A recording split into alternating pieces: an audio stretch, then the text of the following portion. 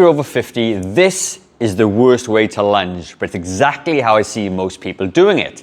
And lunging like this puts a huge amount of shearing force to the front of your knee. Instead of building your legs, you end up with painful knees. And it's one of the worst ways to build your leg strength. But in this video, I'm going to show you the safer, smarter way to lunge that protects your knee and helps get your legs really strong. In my 10 years as a personal trainer and working exclusively with people over the age of 40, I noticed so many people lunge like this with their knees going over their toes, causing sharp pain. And yes, it does feel more natural this way, but secretly wrecking your knees. First, it shifts more of the load into the knee joint instead of the hips, which can aggravate things if you already have some knee discomfort. Second, it pushes your center of gravity forward, which actually makes your balance worse because your body never learns to stabilize over the hip. And the third thing, it makes you hate the movement, which is never going to be good if you're trying to get stronger legs. So let's give you a better option. Now, as somebody that's had 8 knee surgeries across 2 knees, I know exactly what it is like to try and build your leg strength around injuries and recovering from surgery.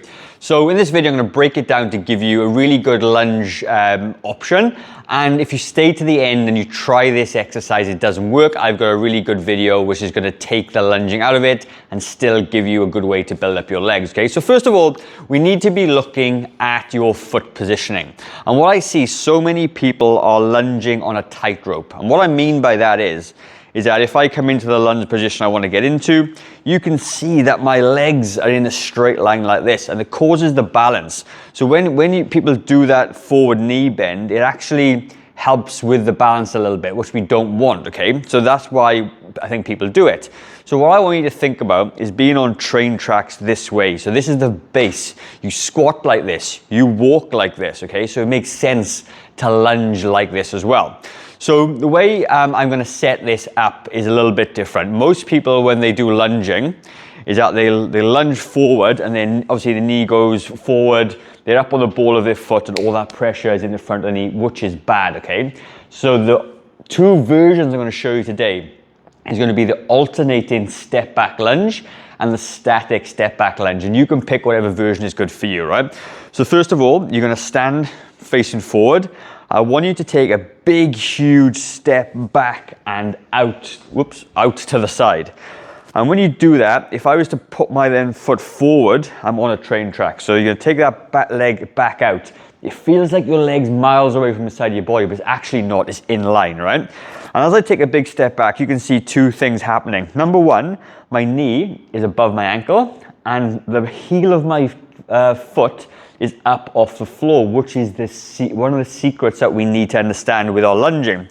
Then I'm going to lift myself back a little bit, and if I needed to, I could use some support, okay, if I want to do it, and I'm going to literally lunge down into the hole this way.